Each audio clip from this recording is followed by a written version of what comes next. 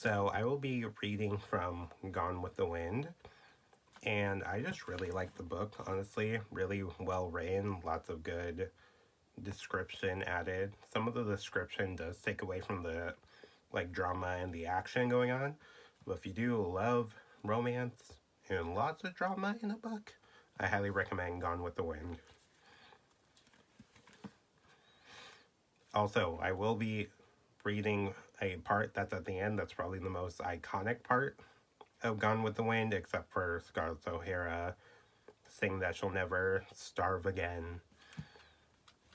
So, spoiler warning. She silently watched him go up the stairs, feeling that she would strangle out the pain in her throat. With the sound of his feet dying away in the upper hall, was dying the last thing in the world that mattered? She knew now that there was no appeal of emotion or reason which would turn that cool brain from its verdict. She knew now that he had meant every word he said, lightly, though some of them had been spoken. She knew because she sensed in him something strong, unyielding, implacable, all the qualities she had looked for in Ashley and never found. She had never understood either of the men she had loved, and so she had lost them both.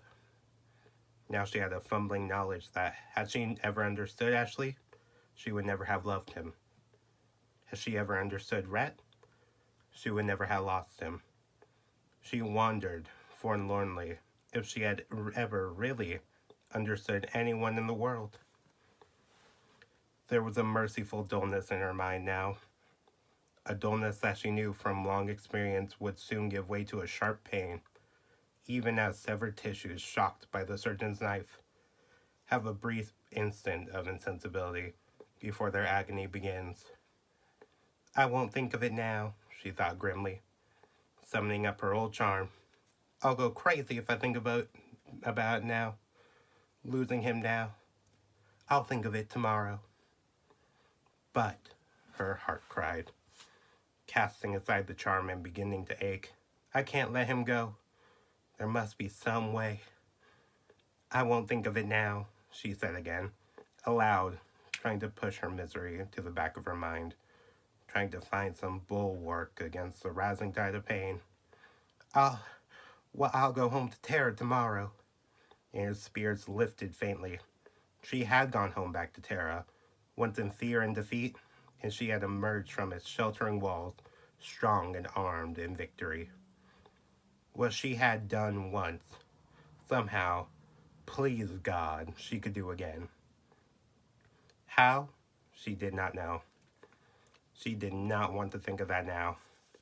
All she wanted was a breathing space in which to hurt, a quiet place to lick her wounds, a haven in which to plan her campaign. She thought of Tara, and it was as if a gentle hand were stealing over her heart. She could see the White House, gleaming, welcoming her. Through the reddening autumn leaves, feel the quiet hush of the crunchy twilight coming down over her like a benediction. Feel the dews falling on the acres of green bushes, starred with fleecy white. See the raw colors of the red earth and the dismal dark beauty of the pines on the rolling hills. She felt vaguely comforted, strengthened by the picture, and some of her hurt and frantic regret was pushed from the top of her mind. She stood for a moment, remembering small things.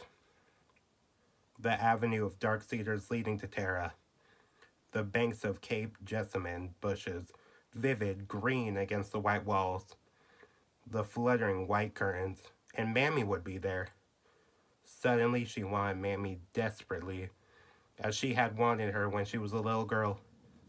Wanted the broad bosom on which to lay her head, the gnarled black hand on her hair.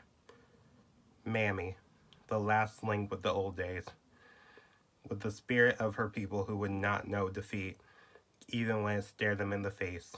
She raised her chin. She could get Rhett back. She knew she could. There had never been a man she couldn't, once she set her mind upon him. I'll think of it all tomorrow, at Tara. I can stand it then. Tomorrow, I'll think of some way to get him back. After all, tomorrow is another day.